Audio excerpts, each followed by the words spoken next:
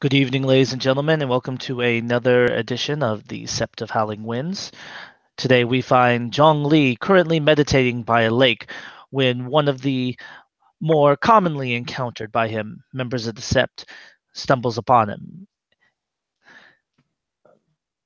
So Jong-Lee is sitting there by the tranquil waters, eyes closed, legs crossed, as he rests his hands in the middle of his lap. He doesn't have the trench coat that he's been wearing lately on, but instead just his, suit, and is quietly contemplating on all things related to Gaia and the world. Aydan smiles as he comes along. Hey.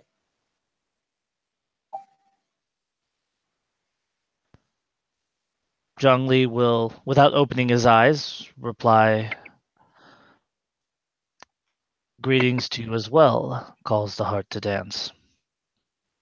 What brings you by the lake today?" I was going to have a swim. A swim. During this time of year. It's not too cold. So you see, I looked, it's like, I looked in Celsius, it's like 19 Celsius. I'm not sure what that is in Fahrenheit. That would be 66.2 degrees Fahrenheit. Like, it's not that cold. Perhaps for you.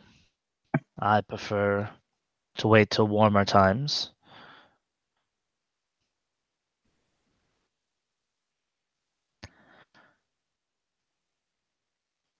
Lupus, or are you going to be in Hamid when you take your swim? I was thinking Hobbit. We'll see. Might change into lupus while I'm in the water. Water will be pretty cold. He'll shrug. How fares your pack? Well, three of us. We're looking for. I don't smile at him. Oh wait, no wait. He'll say yeah, and we're looking for a beard or a trainer, someone that can talk to spirits. Is that something that your pack does often?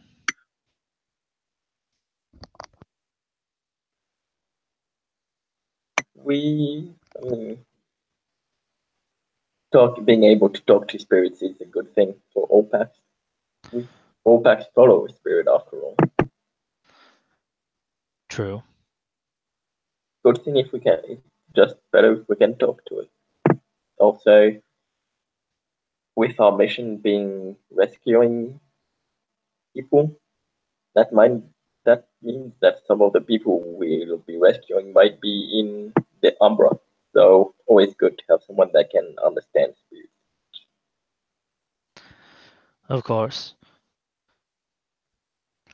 So you perform rescue operations. And he'll nod. Who do you follow? Panther.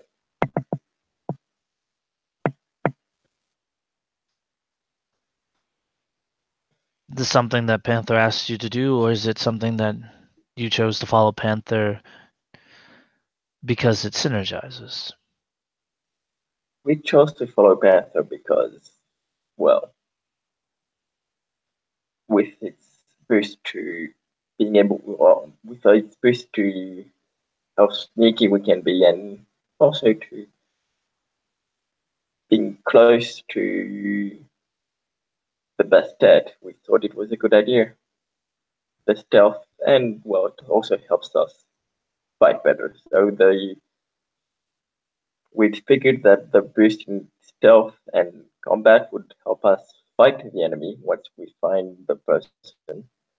And well, it also helps us see better in the dark. We get the gift, cat's eyes. Always nifty if you're trying to save someone, especially that someone is, well, in the dark somewhere. And with the close with the closeness it has to the stat, I think this is a good set for it.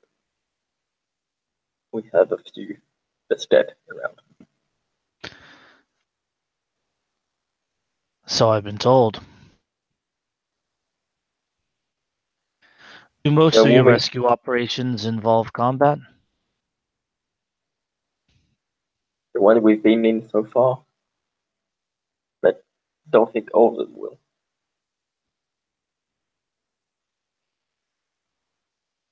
The mission that Panther asked us to go on, follow us, could have, well, could have involved combat, but they didn't because we acted the right way.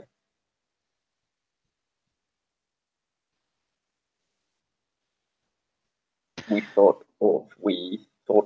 out and planned what we were going to do.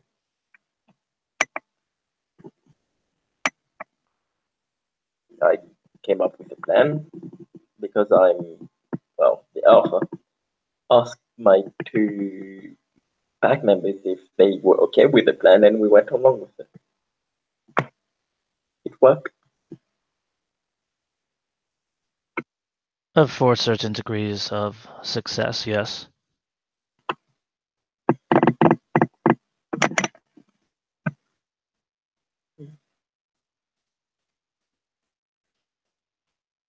Patrick seemed quite pleased with what we had done. He was pleased that we didn't involve combat in it, and with how much we scared that poor bastard, I'm pretty sure he's not going to go back to that set. I'm sorry, I couldn't understand what you just said. Because then, with how much we scared that poor bastard, I'm pretty sure he's never going to go back to that set.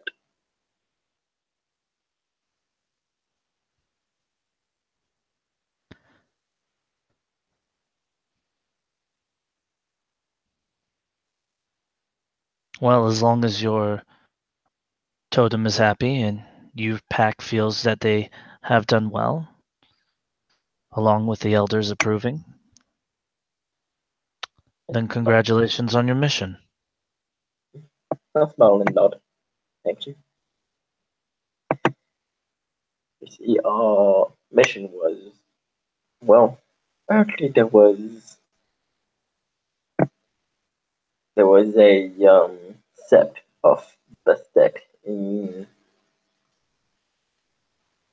Southeast Asia.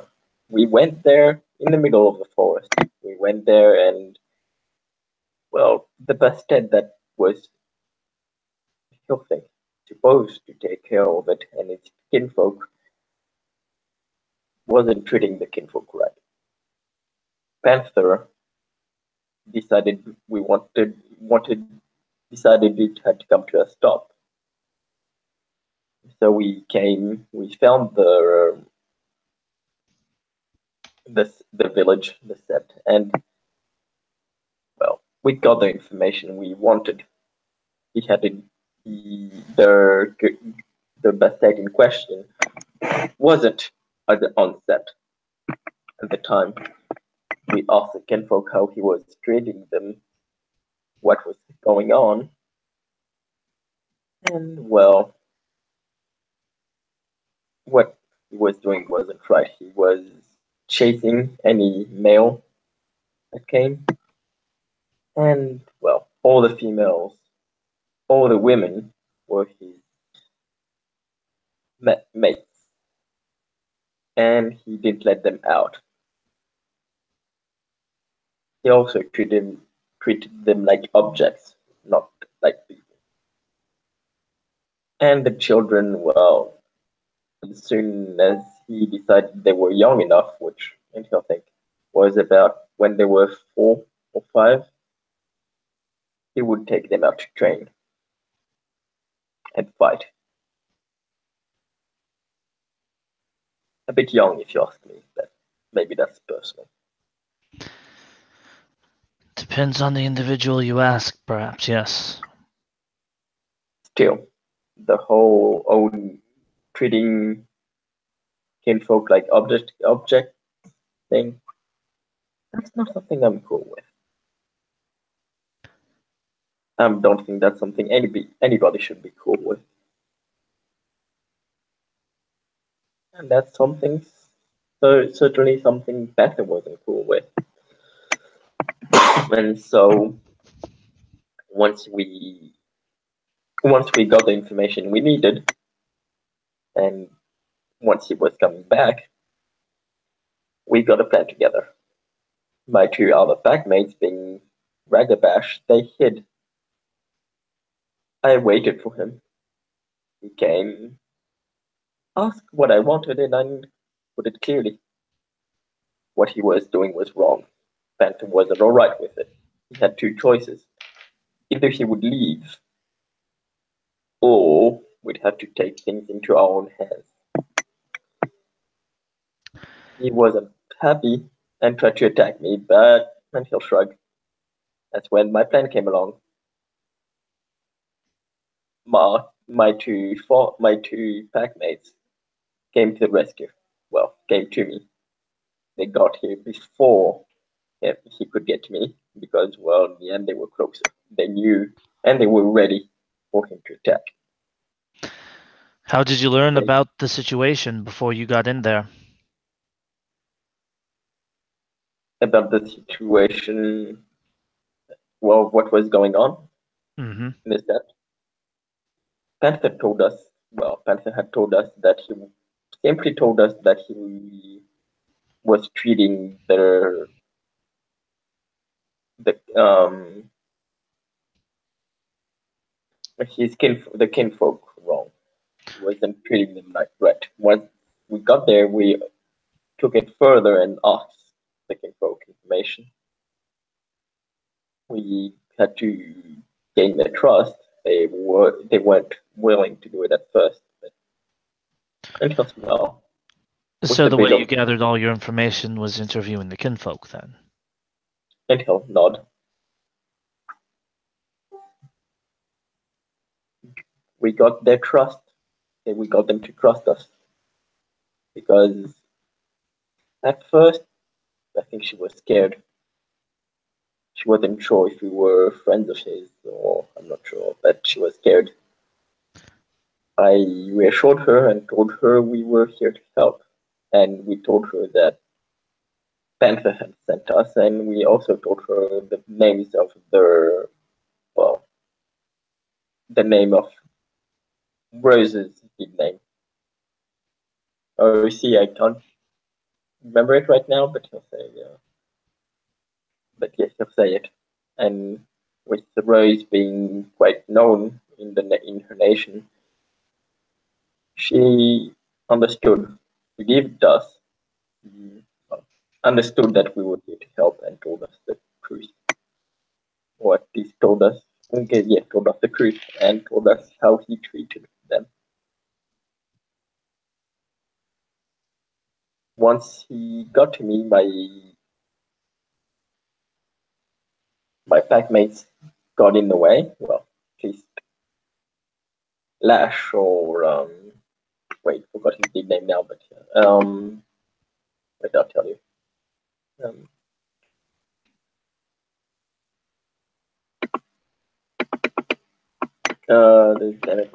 yeah, Liberator of the Horn, stuck a knife under his throat. Made it clear that I hadn't come alone. We intimidated him into leaving. Told him that if he had two choices, and my third packmate helped in that. We intimidated him. Told him he had two choices: either leave them, either leave the Sept alone and leave us in charge of it, or at least partly in charge of it, and leave. The other choice was, well, we took him down.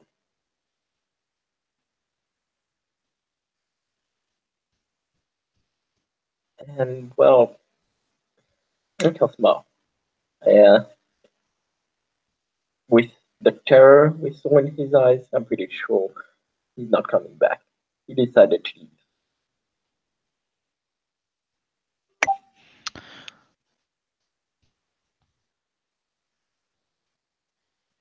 I'll be keeping an eye on that Sept, coming back every once in a while. That's a pretty long distance to travel. A large responsibility. If not, it is, but with Moonbridge, it makes the trip a bit quicker. True.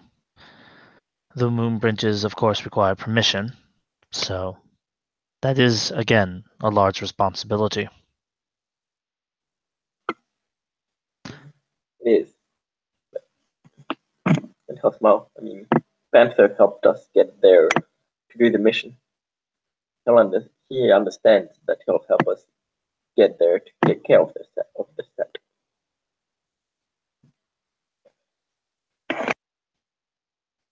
You rely a great deal on your totem, then. So I think only what we don't make him do anything he doesn't accept. Part of the deal. I mean, Panther, he wants us to take care of that Sept. We, we could take the plane, but that makes what he wants us to do a lot harder. And he deemed us worthy. Why did you think that when I said rely upon him, that it would involve any form of coercion? Of what? Sorry, I didn't get that. I didn't say that you were coercing him into doing what you wanted. I was just merely stating that you rely upon him. Not. No, we do. I was just saying that we don't clearing up that we don't. Well, we rely upon him just as any other pack would. Well, I think any other pack would rely upon their totem.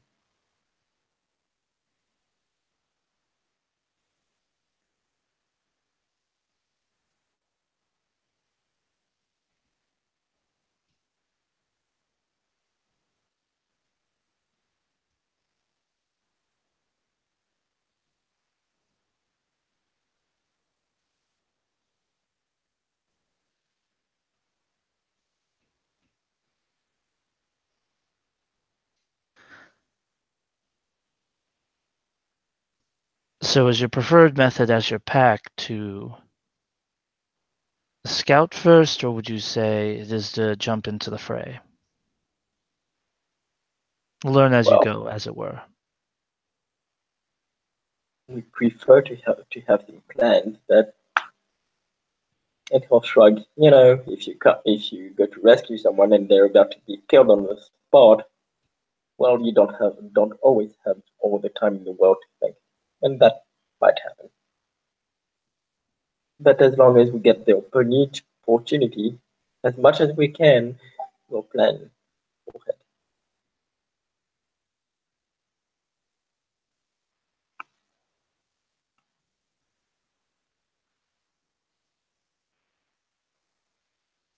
And he'll like take his shirt off and jump into the lake.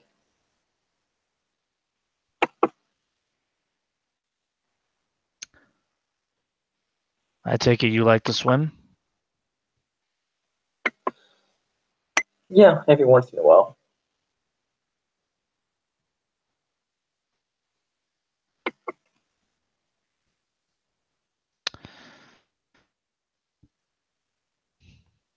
Pretty good at it? I'm alright at it.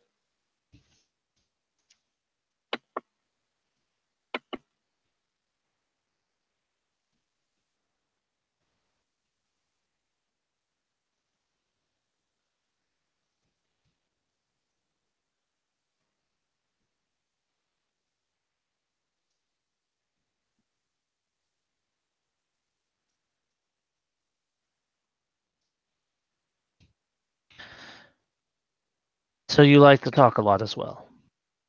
I am curious. Is there a particular reason?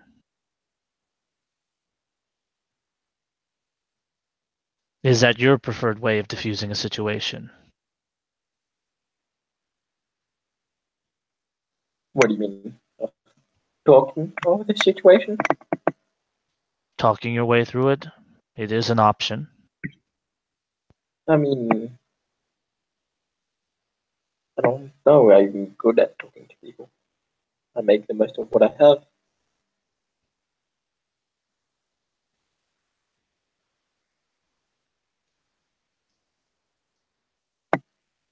I mean, we adapt to the situation. We just thought that with the situation given, that was the best choice then.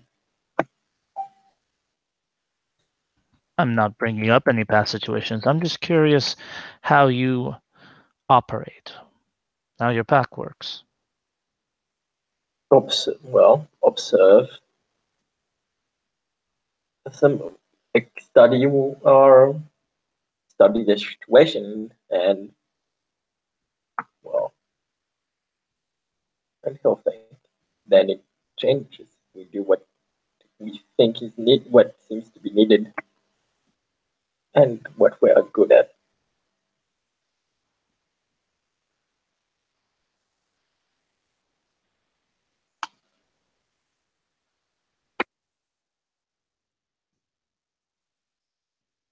What are you good at?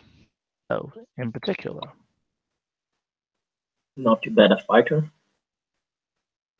As I said, I'm good at talking to people, gaining their trust, and well, he'll smell, and he'll smell, he'll smile. That comes after for telling the tale that I'm I'm good at singing.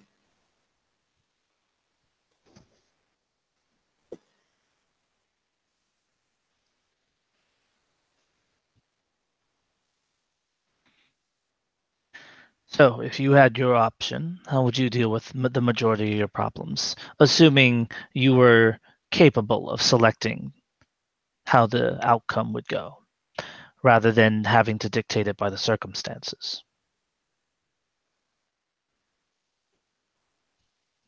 He'll think. I mean, that's a strange question. I think every problem is different. I'm not sure if I could tell you how we would act on the majority of problems, aside as except for something as vague as we would study what is going on. It all depends on what we can do, on what is possible, on what is going on exactly. So you mostly follow your gut instinct on that, I take it. What feels Instinct, right? instinct, and I mean, we'll talk about it before going ahead with anything. But you prefer to wait until the moment. Once we study what's going on, yes, How do you prefer to study? observe, ask, ask the questions. So you like to just step into the situation. Nothing. I suppose some situation would require us hiding and looking before doing anything, before stepping into it. But you feel you haven't been in any other situations yet, correct? Not shrug. I haven't been on this set that long. I've been out on, I think, two, maybe three missions. For a newly formed pack, that's quite a large number, especially considering how important they've been. Okay, well, so as a pack, we were formed. I think like last week.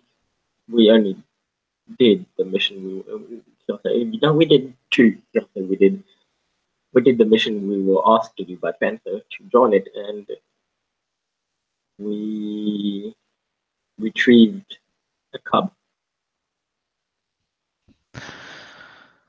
Did you feel that there were too many Guru who were present on that mission? There were many Guru present, but we didn't all approach him. That was well, we can say sorry, shit. What's strikes with thunder was with us there, and we had gotten a plan together. True. She mainly says that you know But what that wasn't that my question. I'm curious. Did you feel that we had too many Guru in the operation, or did you feel we had just enough? Not enough, perhaps? I wouldn't say we had not enough. Never knows. We never know what might happen. If he could, or if he ran away, we would have needed a number of Guru to make sure the situation was under control. I'd say we had just the right amount, because too much might make him overwhelmed. We had a good amount, and we were also organized. We weren't all in the same car, and well, we didn't all go barging in into his house. I still feel that we had too many Guru on that simple operation. There comes a point where resources are better spent elsewhere.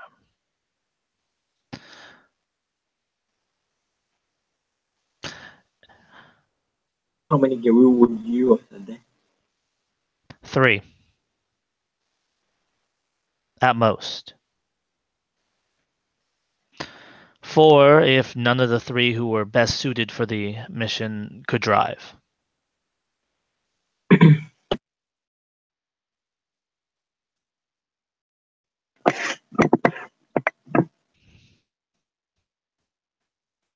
Yes or not?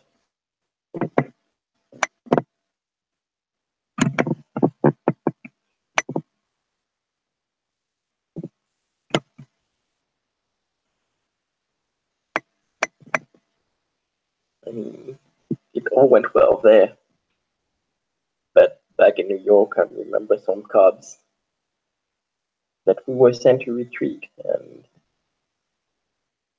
at the same time we that were also attacked by black skull dancers while we were there.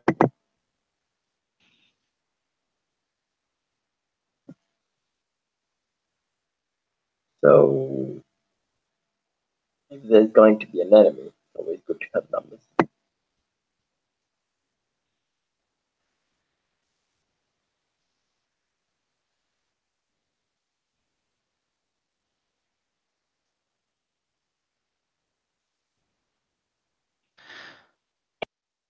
Sure, if there had been an entire pack of Black Spiral dancers, that could have been a problem.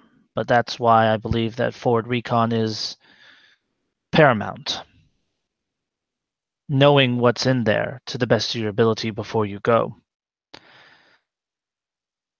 For instance, let's say we had sent in 8. We planned for 8. We assumed that it'd be 1 pack of Black Spiral dancers at most attacking us. Well, then, if they sent 3 packs, we would be woefully unprepared.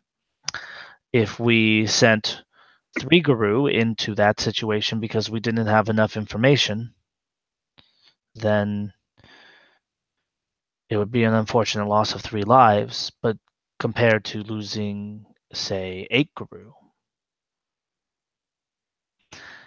Sometimes, if you don't have enough information, it's better to send a smaller force. They're less noticeable, and it's also easier to get away from the situation. Fewer hands, fewer heads, less risk.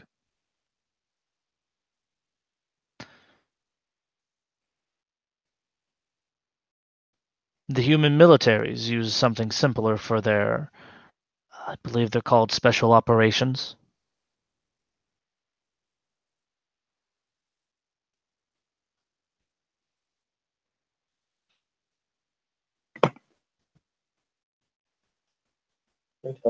What did they use? Say that again. I couldn't hear what you said. What did they use? Small groups. They tried to break it down to the smallest number that could achieve the mission.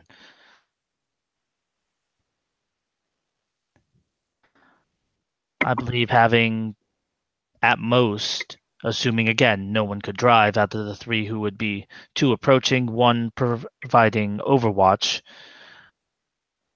I believe that the rest could have remained at the Sept and prepared a welcome for the cub, for instance. Or it would have been perhaps less overwhelming. After all, we sent in two, but there are some cubs who have displayed the abilities, certain abilities, in advance and could have perhaps detected that there were more of us there. Hence why I went as far from the scene as I could without having to sacrifice my ability to assist should assistance be required.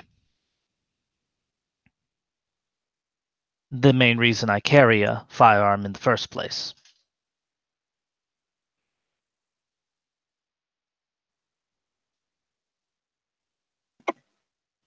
Or not. Which brings me to another question. What is your pack's preferred way to fight? Sneaking in, getting the first strike. If we can, if it's adaptable, that's what the situation asks, don't kill them. Keep them alive if it's one of them, so that we can question them.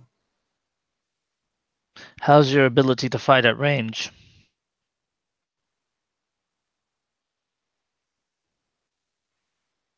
Maybe I'll think. I don't think we have someone that's specialty. She is especially good at fighting from distance. But Is anyone in that's your what group? What about your ability to fight up close without weapons? I know how to fight with. Well, I mean, I know how to fight with a weapon better, but I know how to fight without a weapon too.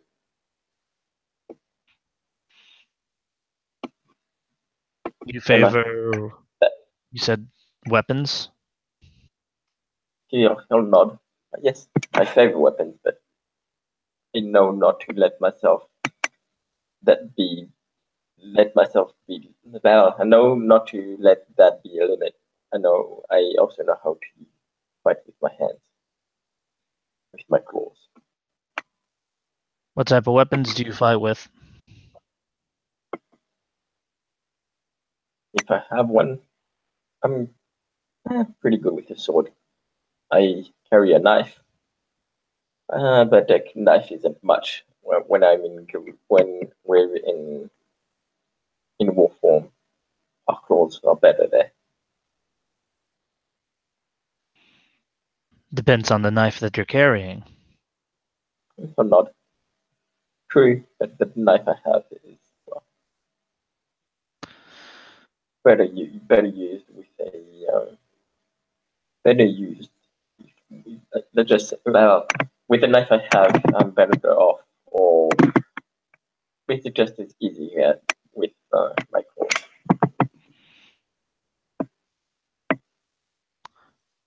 How good are you at fighting in Ahmed?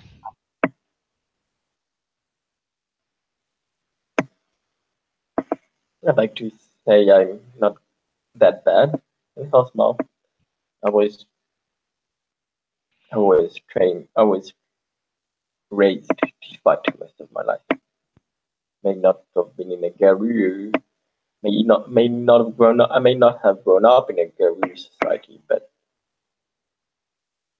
I was taught how to fight and kill when I was young.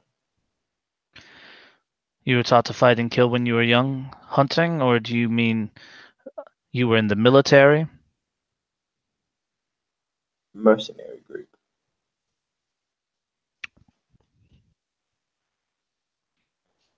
Child soldier? very much.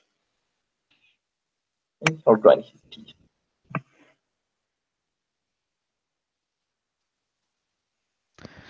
Well, then I believe I've kept my word to strikes with lightning, Raya.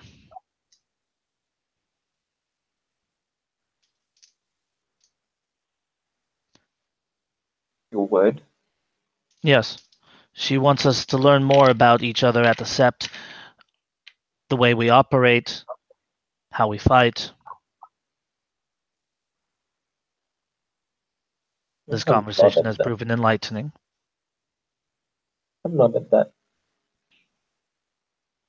True, we should know more about each other. How about you? How do you fight?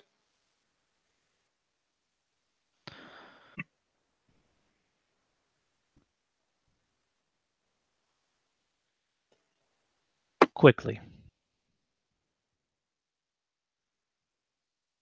I prefer to end the fight in as few moves as possible. The way I was trained was what many people would call dirty Filipino knife fighting.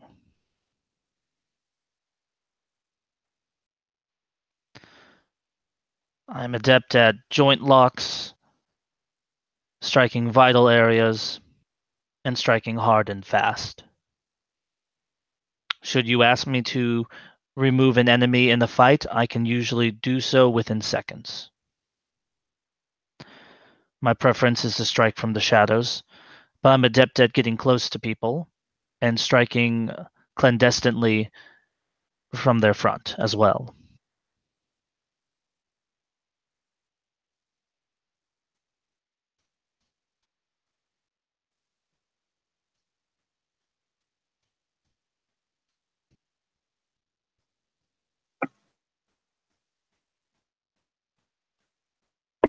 And weapon of choice, I guess, is your gun. No. The gun is just one of the tools that I carry on me. I do prefer my knife. Fighting in Hamid comes with certain advantages, not the least being that very few news reports are going to spread about a giant man beast as long as I remain in Hamid form. They'll just be about some psychopath who stabs someone. The best way to protect the veil is not to breach it to begin with.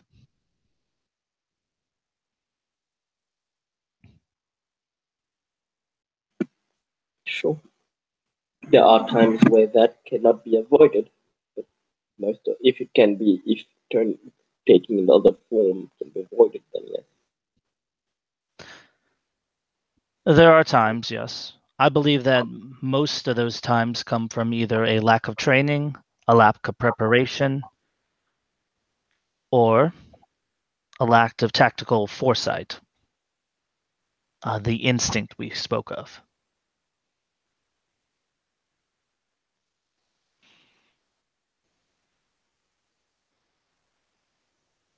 Maybe most of the time, but not always. I would say beyond most, if I had to give a percentage, as I know statistics are not my forte, I would hazard a 99% of the time. There are other forms more suited to the situation.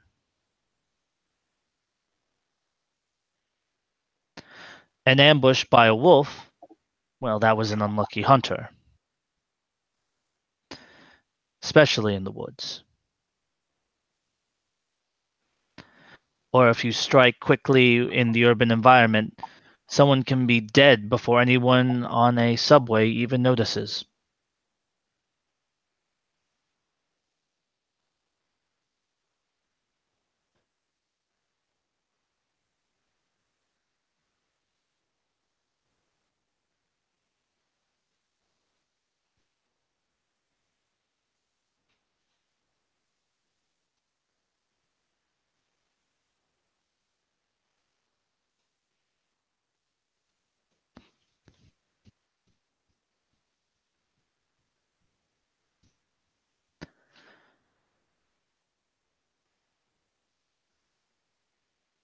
As I said, I fight quickly, I fight quietly. I don't like to shed bloodshed as a result.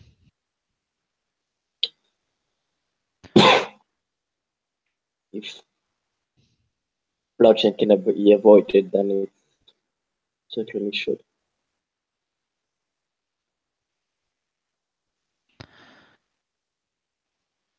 It's interesting, though, because you don't know a man until you have fought them.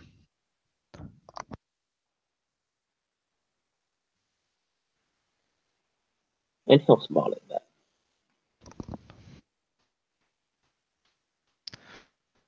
I've heard that being said before.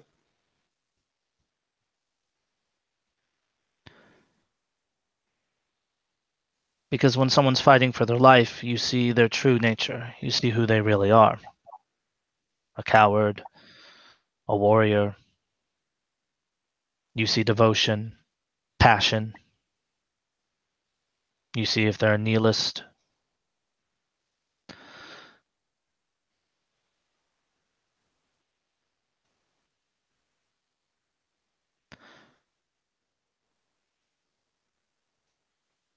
That's enough philosophical musings from me. Did I answer your question in a sufficient manner, or do you need more details and information? You're not. I may have questions later, but for now, um,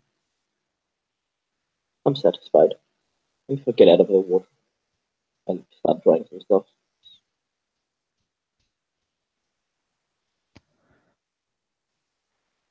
What about the rest of your pack?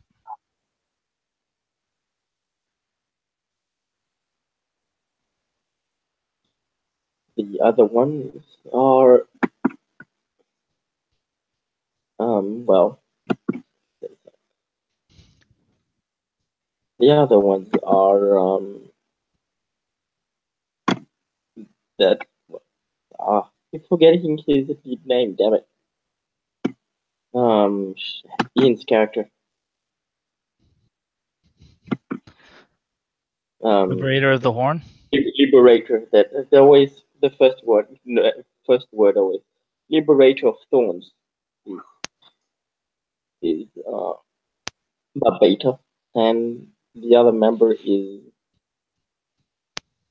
well, who I met recently was my father, Alexei. I'm not sure if you've met him.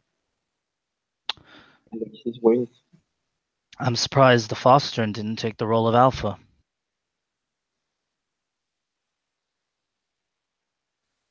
I think. I mean, Lexi's wound is highest, is the highest ranked, but if you meet him, you'll understand why we didn't want him as Alpha. He's a good guy, don't get me wrong. I mean, I asked him to join our pack. I trust him. But not sure if she's the right guru to be a good guru to be a leader. That's not something that's for every guru. Not it's not judging themselves or what they're worth. It's just not something that every guru is for. And so Lash and so Liberator and I talked about it. And well, in the end we couldn't make a choice. It came down to luck. We both wanted to be alpha, but wasn't sure what was the best way to find one. Both had our reasons. Came down to luck in the end. We tossed the coin. And if she ever wants to challenge me about it, he can.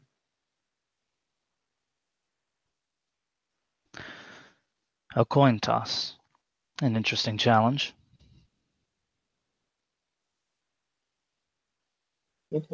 Nod.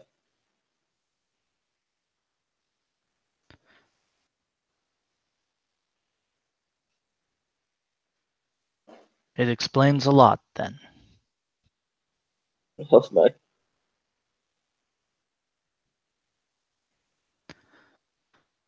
Well, then. He also wasn't Foster at the time. He was still clear, although he was ready to take the challenge. Hmm. Well, again, it's been the most enlightening conversation. I wish your pack well. The Silent Guardians, correct? No nod.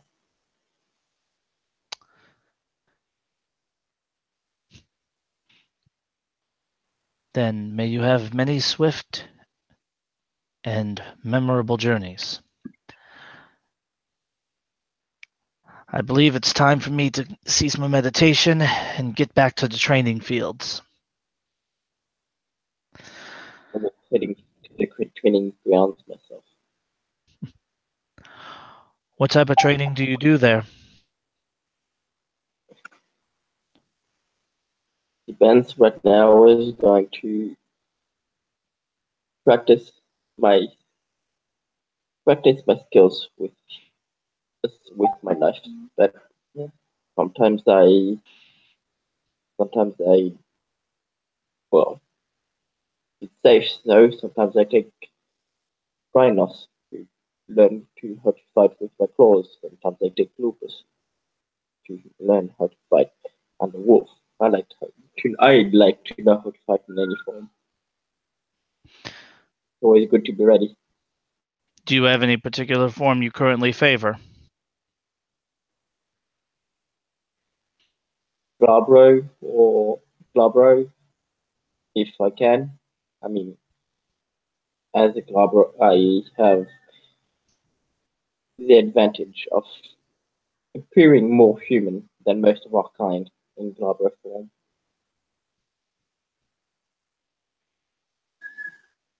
So, Glabro, if I can, maybe when it's under other bigger creatures and if it's not in the city. Yeah, Kronos is always good to take. Kronos is a form I like to take if I can. We're against creatures of the worm and we don't have to hide. Well, then, if I may escort you to the fields.